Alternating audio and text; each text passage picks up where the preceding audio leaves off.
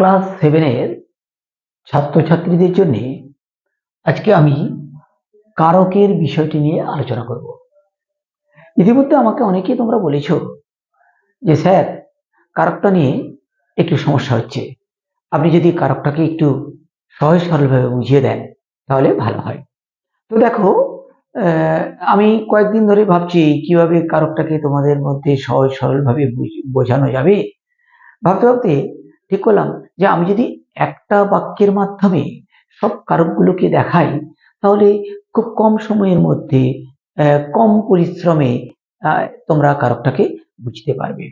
তো এসো আমি সেভাবেই তোমাদেরকে সহজ সরল করে কারক বোঝানোর চেষ্টা করি। তো প্রথমেই আমাদেরকে যেটা জানতে হবে যে কারক কয় প্রকার ও কি কি। তো কারক,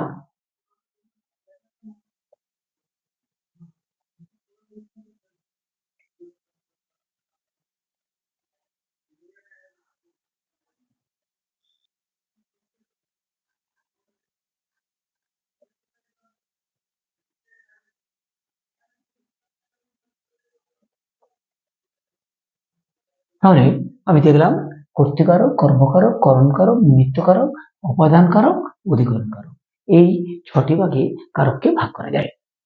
এরপরে দেখো, আমি একটা বাক্যের মাধ্যমে প্রত্যেকটি কারককে একেবারে সুন্দর করে উল্লেখ করার চেষ্টা করছি।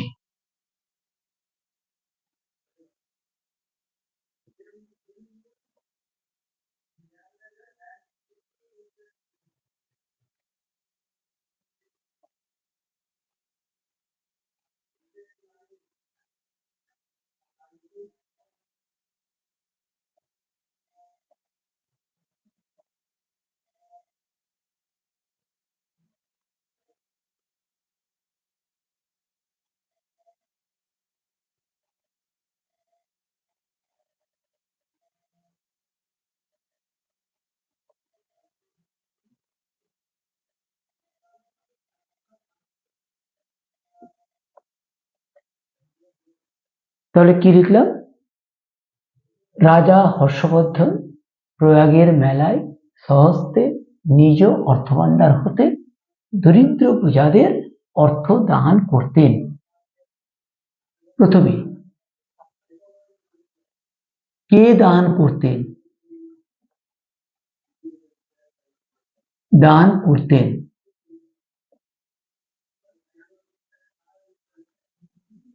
উত্তরটা হচ্ছে রাজা হর্ষবর্ধন।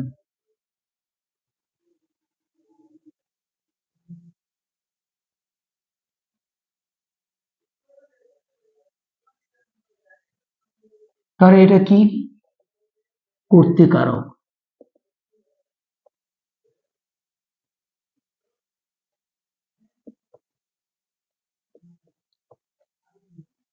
ক্রিয়াপদকে কে বা কাদের, কে, ক্রিয়াপদকে কে দিয়ে প্রশ্ন করে যে উত্তর পাওয়া যায়, ক্রিয়াপদকে কে বা কারা দিয়ে প্রশ্ন করে যে উত্তর পাওয়া যায় সেটাই হলো কর্তৃকারক। 2, কি দান করতেন? তার উত্তরটা হচ্ছে অর্থ। তাহলে এটা হলো কি? কর্মকারক।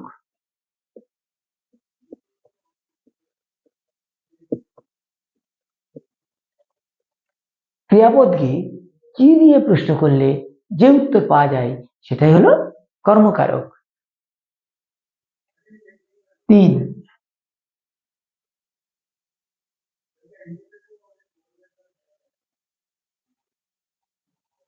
কিসের সাহায্যে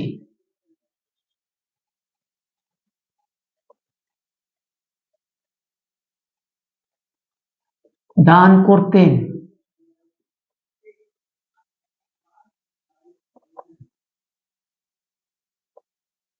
উত্তরটা হচ্ছে স্বহস্তে।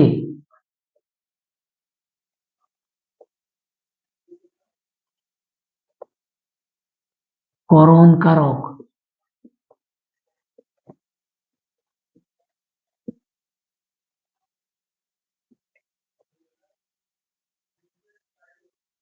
কিসের দ্বারা, কি দিয়ে, কিসের সাহায্যে, এই জাতীয় প্রশ্ন করলে যে উত্তর পাওয়া যায় সেটা হলো করণ কারক।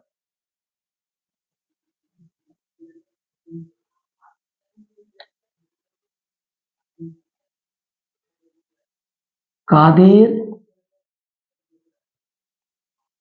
দান করতেন?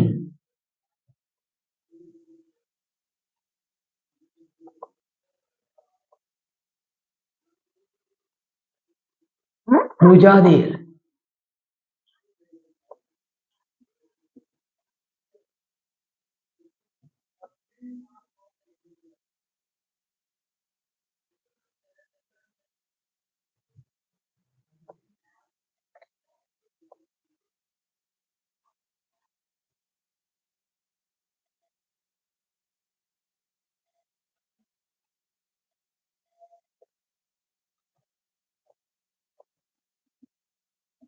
প্রজাদের।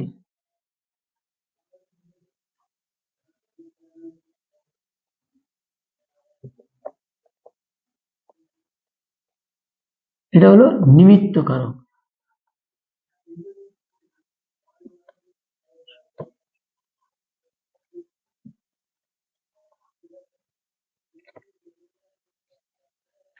কাদের দান করতেন? প্রজাদের দান করতেন। তার মানে কি, প্রজাদেরকে নিঃশর্তভাবে দান করে দিচ্ছেন। রাজা কোনোদিন আর প্রজাদের কাছ থেকে সেটা ফিরিয়ে নেবে না, তাই নিঃশর্তভাবে যদি দান করে দেওয়া হয় সেটা হলো নিমিত্ত কারক বা সম্প্রদান কারক।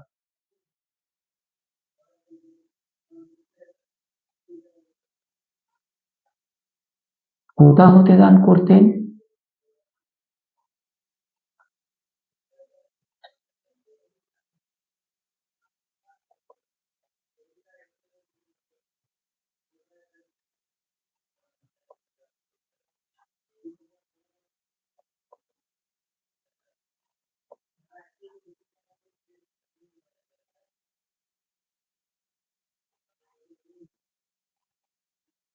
অর্থ ভান্ডার।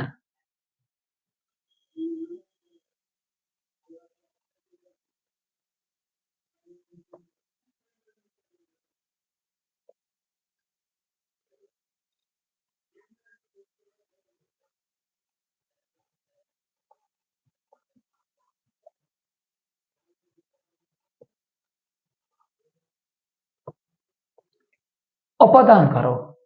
কোথা হতে দান করতেন? অর্থ ভান্ডার, নিজ অর্থ ভান্ডার। নিজ অর্থ ভান্ডার থেকে টাকা নিয়েই তিনি দরিদ্র প্রজাদেরকে দান করতেন।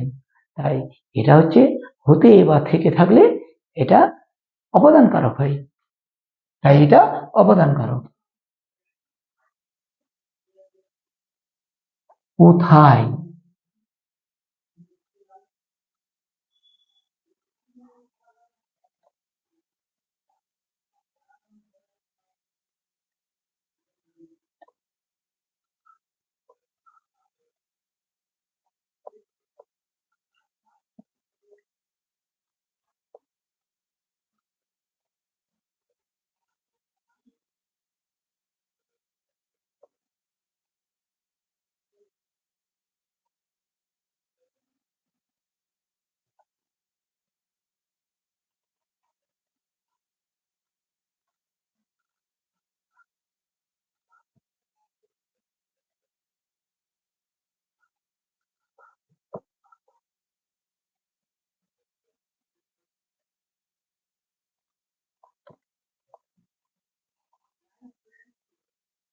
কোথায় দান করতেন?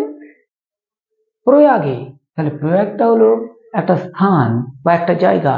যখন কোনো স্থান বা কাল যেটাকে অধিকার করে ক্রিয়াটি সম্পন্ন হবে সেটাই হলো অধিকরণ কারক, অর্থাৎ ক্রিয়ার আধার হলো অধিকরণ। তাহলে ক্রিয়ার আধারটা হলো কোথায়? প্রয়াগ।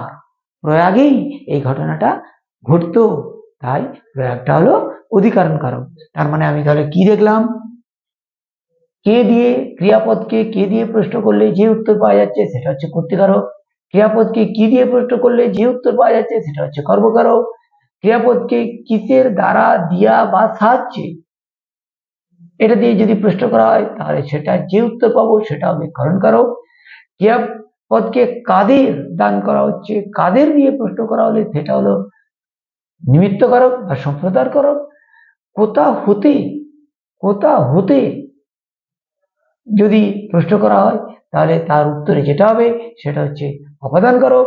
কোথায়, স্থান বা কোন সময়ে দিয়ে যদি প্রশ্ন করা হয় তাহলে সেটা হবে অধিকারকারক।